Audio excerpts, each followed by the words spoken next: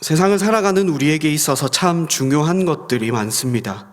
가정이 있고요, 또 자녀, 그리고 건강, 또 돈, 또 여러 가지가 우리에게 있어서 참 중요합니다. 아마도 제가 말씀드리지 않은 것들 중에서 중요하게 여기시는 것들이 있으실 텐데요. 그렇다면 우리가 신앙생활을 하는 데 있어서 중요한 것들이 있는데 기도, 말씀, 찬양도 있을 것이고요. 또 성도님들 사이에 교제가 있을 것입니다. 앞서 말씀드린 그 모든 것들이 다 중요합니다. 그런데 생각해 보시면 이 모든 것들이 예배 안에 다 담겨 있습니다. 그러다 보니 우리가 예배를 소홀히 할 수 없는 이유이자 또 한편으로는 예배를 귀하게 여겨야 하는 이유가 나타나는데요. 우리 그리스도인들에게 있어서 앞서 말씀드린 그 어느 것보다 중요한 것이 바로 하나님 앞에 올려드리는 예배입니다.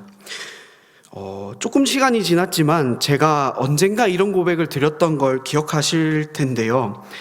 매일 또 매주 드리는 예배가 어떨 때는 참 은혜로운 예배가 됐다가 또 어떨 때는 일이 되고 부담이 된다라는 걸 말씀을 드린 적이 있었습니다. 새벽 예배를 통해서 예배를 매일 드리고요. 또 수요 예배와 다른 교회들을 보시면 금요 철야도 있고 또 우리가 주일마다 매일 모여 예배를 드리는 것만 보셔도 참 많은 예배를 하나님 앞에 드립니다. 그러다 보면 우리가 예배를 형식처럼 여겨질 때가 많아지기도 하고 그저 시간이 되고 또 날이 돼서 예배를 드리는 경우가 많아지기도 합니다. 정말 좋지 않게 들리실 수 있지만 우리가 매주 예배를 드리다 보니 말 그대로 정해진 순서에 따라 찬양을 하기도 하고 기도하고 말씀을 듣다 보니 형식에 빠지기도 하고 그냥 교회 가는 날이다라는 생각에 빠지기도 합니다. 그런데 오늘 함께 보신 말씀을 보시면 분명한 것은 예배는 하나님께서 주신 것이라는 것입니다. 이 예배를 하나님께서 제정해 주실 당시에 대해서 이스라엘 백성들의 모습을 보시면 출애굽한 지 1년이 채 되지 않은 상황입니다. 그리고 본격적으로 광야에서 가나안 땅으로 가기 위한 행진을 앞둔 시기였고요. 또 조금 더 세부적으로 이 시기를 보시면 시내산에서 하나님을 만나고 또 하나님께서 율법을 주시고 십계명을 주시고 또 성막에 관한 법들을 제정해 주십니다. 그리고 하나님이 오늘 보신 말씀처럼 하나님께서 제정하신 그 뜻대로 이스라엘 백성들이 성막을 제정한 후에 모세를 회막 가운데서 부르시고 하나님을 예배하는 법을 제정해 주신 것을 보시게 됩니다. 그것이 오늘 보시는 레위기에 나타나는 레위기 전반적인 모습에 나타나는 5가지 제사의 모습입니다. 혹시 5가지 제사의 모습이 다 기억나시나요? 네, 번제, 소제, 화목제, 속죄제, 속건제가 있습니다. 맞습니다. 이 모든 것들을 하나님이 모두 제정해 주시고 이 안에는 하나님을 향한 감사와 헌신과 또 회개와 하나님과의 화평과 평화가 있고 또 하나님께서 주시고자 하는 그 모든 것들이 예배 안에 담겨 있는 것을 보시게 됩니다. 신약에 와서는 이 구약의 예배와는 형식이 조금 많이 바뀌고 짐승을 잡아서 제사를 드리는 것은 없어졌지만 우리가 묵도부터 시작해서 드리는 그 모든 예배의 순서 안에는 예전 안에는 하나님께서 직접 제정해 주신 그 제사의 의미와 목적이 모두 담겨 있습니다. 이런 의미가 모두 담긴 예배가 진정으로 하나님께서 기뻐하시고 흠향하시는 예배라는 것입니다. 오늘 본문을 통해서 더 넓게는 이 5가지 제사를 통해 하나님께서 기뻐하시는 예배가 어떤 모습인지 한번 살펴보고자 합니다. 첫 번째로 하나님은 예배를 기뻐 받으시기 위해 예배할 곳을 직접 제정하셨다라는 것입니다. 오늘 1절 본문을 보시면 하나님은 여호와께서 회막에서 모세를 부르시고 그에게 말씀하여 이르시되라고 기록합니다. 하나님은 모세를 회막 가운데서 부르셨습니다. 그것은 바로 너희가 하나님 앞에 모여 예배할 곳은 바로 회막 앞에서다라고 명령하신 것인데요. 이렇게까지 하나님이 예배할 장소를 명확하게 구별하시고 명령하신 이유는 이제 이스라엘 백성 너희는 너희 마음대로 혹은 너희의 편한 대로 하나님 앞에 예배할 것이 아니라 하나님의 임재가 있는 그 성막 앞으로 나와 하나님 앞에서 하나님께서 직접 제정하신 그 명령을 따라 예배해야 한다라는 것을 말씀하신 것입니다. 회막이 가지고 있는 그 의미를 잠깐 생각해 보시면 성막이 지어지기 전까지 이스라엘 백성들은 제대로 된 예배를 드리지 못했었을 것입니다. 물론 그 회막이 지어지기 전까지 이스라엘 백성들의 역사를 보시면 애굽에서 오랜 시간 동안 종노릇을 하면서 하나님 앞에 예배를 제대로 드렸을 수도 없었을 것이고요. 또 하나님께서 분명한 것은 이전에 예배에 대한 제정이 없었다라는 것은 어떻게 예배해야 할지, 하나님 앞에 어떻게 나아가야 할지에 대한 제정이 확실하게 없었다라는 것을 생각하실 수 있습니다. 심지어 이 성막이 지어지기 전까지 또 이스라엘 백성들의 모습을 보시면 시내산 꼭대기에서 우레와 번개와 또 빽빽하게 구름 가운데 임하시던 감히 함부로 다가갈 수 없는 그 두려운 하나님을 경험했었습니다. 그 임재 가운데 살고 있었습니다.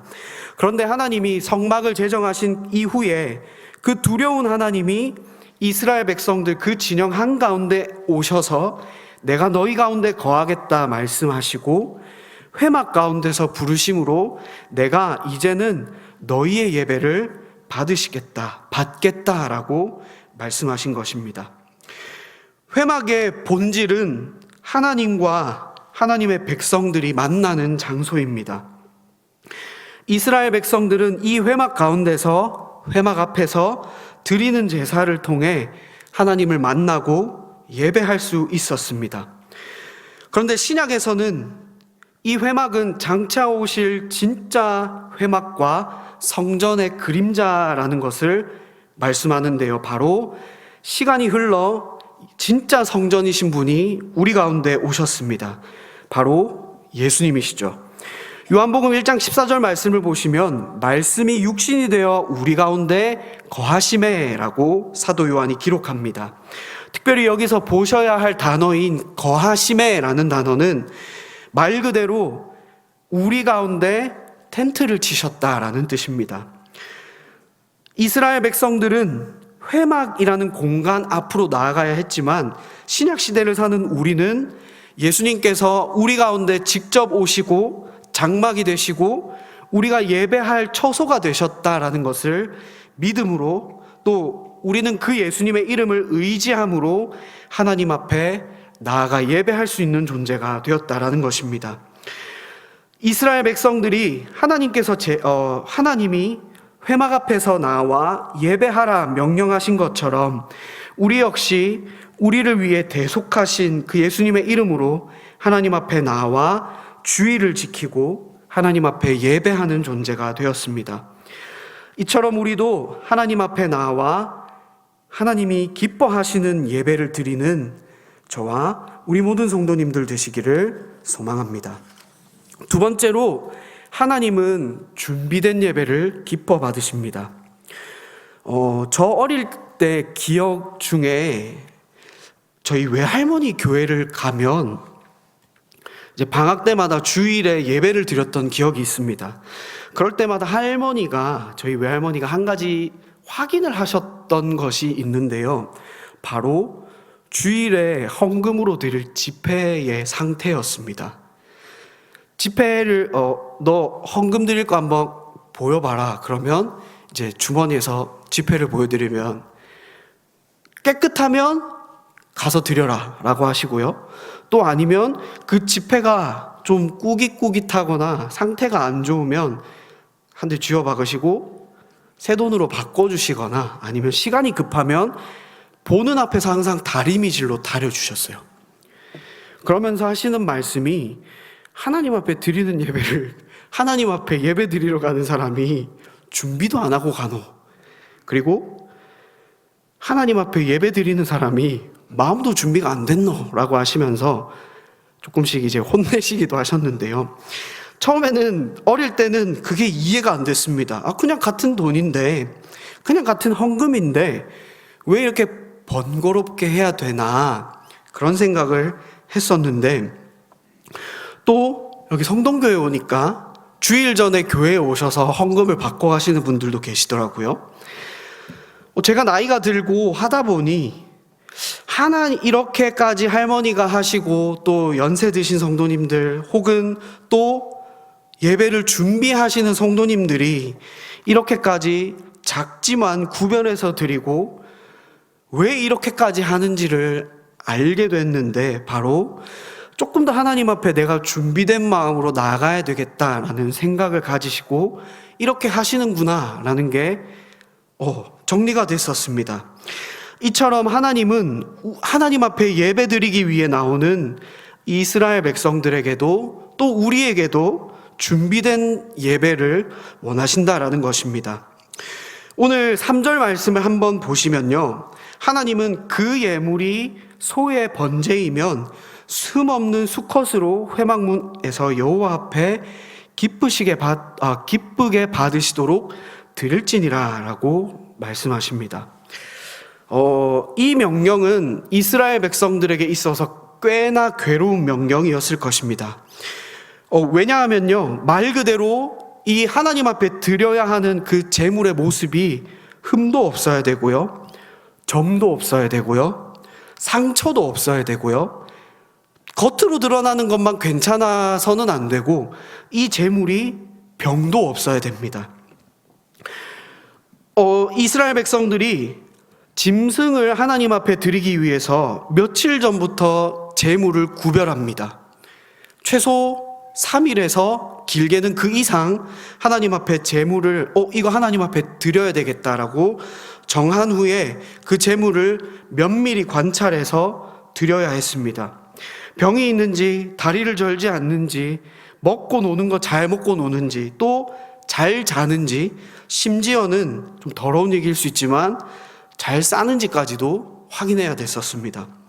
그리고 그 구별된 짐승을 하나님 앞에 제사로 드리기 위해 자기가 살던 곳에서부터 하나님의 처소가 있는 성막까지 직접 끌고 가야 합니다.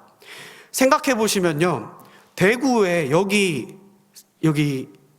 신암동 여기 교회가 있으면 각자 사시는 곳에서 제물을 며칠 전부터 구별해서 이거 하나님 앞에 드려야 되겠다라고 하면 아침에 그 제물을 끌고 와야 된다는 것입니다. 그런데 이 여정을 하다가 제물이 갑자기 다치거나 흠이 생기거나 병이 생긴다 그러면 그 짐승을 하나님 앞에 드릴 수 없게 됩니다. 그러면 말짱 노루묵이 되는 거죠.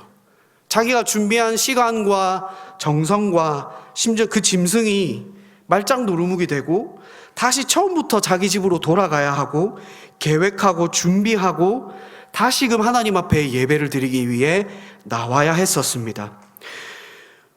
소제를 보시면 곡식을 드리는 제사였는데요, 이 소제에 대한 명령도 보시면 고운 가루를 드려야 한다라고 말씀합니다. 그런데 이 고운 가루를 면밀하게 보시면 그냥 빻아서는 안 되고 껍질을 벗겨내고 결을 벗겨내고 최상품 알맹이만 골라가지고요, 그걸 또 갈고 빻아서 또 관찰한 후에 하나님 앞에 떡을 만들어서 드려야 됐었습니다. 이 가루에 대해서 찾아보니까요, 왕에게 진상할 만큼 귀한 것을 뜻하는 말이라고 합니다. 그러니까 함부로 드리고 함부로 하지 않았다라는 뜻이죠. 그러니까 작은 것에서부터 크게 보이는 그 모든 것들이 하나님 앞에 구별되고 준비되어야 했다라는 것입니다. 하나님께서 이렇게 이스라엘 백성들에게 어쩌면 귀찮고 또 복잡하고 정말 이렇게까지 해야 되나라고 할 정도로 흠없는 예배를 준비하라 하신 이유는 너희가 하나님 앞에 나오는 존재라면 미리 예배를 준비하고 또 하나님 앞에 시간을 드리고 구별해서 너희의 마음과 생각이 또 보이는 행동까지도 하나님 앞에 철저하게 준비되어야 한다라는 것을 명령하신 것입니다. 사랑하는 성도님들, 우리는 하나님 앞에 그냥 예배를 드리는 것이 아니라 하나님을 위해 집중하고 하나님 앞에 준비된 예배를 드리기를 소망합니다. 그런 예배를 하나님께서 기쁘게 받으실 줄 믿습니다. 마지막으로 하나님이 기뻐하시는 그 예배에는 희생이 있어야 합니다. 이 희생이라는 말은 우리가 하나님을 예배하는 데 있어서 쉬고 싶은 주말에 황금 같은 시간에 그 시간을 따로 구별해서 하나님께 시간을 드리고 또 여러 가지 헌금으로 하나님 앞에 물질을 구별해서 드립니다. 이러한 모습들 역시 하나님께서 분명히 기뻐하실 줄 믿습니다. 그런데 하나님이 원하시는 희생은 중요한 한 가지가 더 있습니다. 바로 우리 자신의 죽음입니다. 옛 사람의 죽음입니다. 제사의 모습들을 면밀하게 살펴보시면 제사를 드려야 하는 사람은 직접 그 제물을 구별해서 하나님 앞에 가지고 나옵니다. 그리고 회막 앞에 제사장 앞에 나아가 자신의 죄를 고백하고 심지어 자신이 가져온 그 제물 머리 위에 손을 얹고 안수기도 하죠. 그럴 때 이 내가 가지고 있던 죄가 그 제물에게 전이가 돼서 그 흠없고 티 없는 그 제물의 거룩함이 내게 오고 내가 가지고 있던 그 더러운 죄가 제물에게로 갑니다. 그리고 그 제물을 가지고 온 사람이 직접 제물을 죽입니다. 그리고 하나님 앞에 각을 뜹니다. 그리고 번제로 화제로 하나님 앞에 드립니다. 혹시 우리 나이 드신 성도님들 중에 어릴 때 마을 잔치 하실 때 짐승을 잡는 걸 보신 기억이 있는지 모르겠습니다. 제가 초등학교 때 시골에서요, 마을 잔치를 한다고 하시던데 아마 지금 와서 생각을 해보니 마을에서 아마 구슬했던 것 같아요. 그런데 그때 어떻게 하셨냐면 돼지를 잡으시더라고요. 진짜 그 작은 놈도 아니고 큰 그 돼지를 가지고 와서 이 미간을 그 도끼로 쳐가지고 기절시킨 다음에 말 그대로 멱을 따고 배를 가르고 장기를 다 꺼내고 하나하나 뼈와 살을 분리하고 각을 뜨시더라고요. 그리고 나서 말 그대로 갈비살은 구워서 드시고 덩어리살은 수육으로 드시더라고요. 근데 이런 말씀을 드리는 이유가 뭐냐면요, 이스라엘 백성들이 하나님 앞에 제사를 드리기 위해서는 이렇게 했다라는 것입니다. 제사장은 그냥 그 피를 받아서 하나님 앞에 뿌렸던 것밖에는 없습니다. 그러니까 이처럼 구약의 5가지 제사를 모두 살펴보시면 예배자가 하나님 앞에 제물을 끌고 와서 그 머리 위에 손을 얹고 안수하고 잡고 각을 뜨고 하나님 앞에 화제로 드립니다. 소제에서도 비슷합니다. 앞서 말씀드린 것처럼 곡식을 드리기 위해서 고운 가루로 빻아야 됩니다. 원래의 형태를 알 수 없는 그 모양으로 만들어서 하나님 앞에 드립니다. 구약의 예배자는 이러한 모습을 보면서 내가 구별해서 드리는 이 제물이 죽고 완전히 해체되는 광경을 보면서 내가 저 제물이 되어야 하는 게 맞는데, 원래는 내가 하나님 앞에 죄인이기 때문에 내가 이렇게 죽어야 하는 게 맞는데, 그게 마땅한데 라는 것을 깨닫고 고백했을 것입니다. 그러다 보면 자연스럽게 하나님 앞에 내가 어떻게 살아야 할지, 또 하나님이 원하시는 것이 무엇인지까지도 정확하게 아는 예배가 됐었을 것입니다. 그렇다면 오늘 우리가 드리는 예배는 어떻습니까? 묵도와 찬양 그리고 기도와 말씀으로 자연스럽게 이어지는 예배를 드리고 있습니다. 그런 모든 순서들을 통해서 우리는 하나님 앞에 우리의 마음을 찢고 우리의 마음을 열고 우리의 생각을 내려놓고 하나님 앞에 우리의 모습을 자복하고 회개하고 또 하나님 앞에 하나님 내 마음을 드립니다 라는 것을 넘어서 하나님 이 예배를 통해 내 옛사람이 죽고 하나님께서 주시는 은혜와 새 사람을 덧입고 살아가는 힘을 주십시오라고 기도하는 간구하는 예배가 되어야 할 줄로 믿습니다. 말씀을 마무리하겠습니다. 사랑하는 성도님들, 우리가 드리는 예배 역시 이와 같은 예배가 되어야 할 줄로 믿습니다. 더 나아가 우리가 드리는 예배 때마다 하나님 앞에 드리는 기도, 또 신령과 진정으로 예배를 드리기 위해 하나님 앞에 마음을 드리며 또 하나님께서 우리를 부르시는 이 자리에서 마음을 다해 정성을 다해 또 최선을 다해 예배를 드리고 함께 하나님을 높여드리는 우리 성동교회 공동체가 되기를 소망합니다. 또한 우리가 드리는 이 예배 때마다 우리의 옛사람, 우리의 죄를 사랑하는 이 옛사람의 모습이 하나님 앞에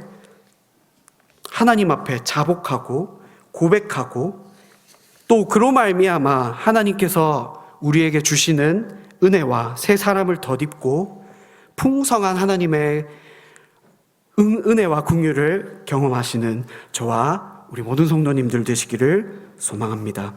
이로 말미암아 정말로 하나님이 기뻐하시는 예배, 하나님이 흠양하시는 예배를 드리는 우리 성동교회 공동체가 되기를 소망합니다. 기도하겠습니다.